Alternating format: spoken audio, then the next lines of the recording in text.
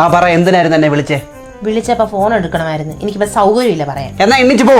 ഞാൻ പറയും, എനിക്ക് പറയാനുള്ള അവകാശവും അധികാരവും ഈ വീട്ടിലുണ്ട്. എന്നാ പറ. ആഹാ, നിങ്ങൾ പറയുമ്പോ പറയാൻ ഞാൻ നിങ്ങളുടെ ആരോ കളിപ്പാവയോ? അല്ലല്ലോ. എനിക്ക് പോയി ചോറ് വിളമ്പോ പോ. അരി ഇട്ടിട്ടില്ല. എന്താ അരി ഇടാഞ്ഞേ? ഗ്യാസ് ഇല്ലായിരുന്നു. എന്താ എന്നോട് പറയാഞ്ഞേ?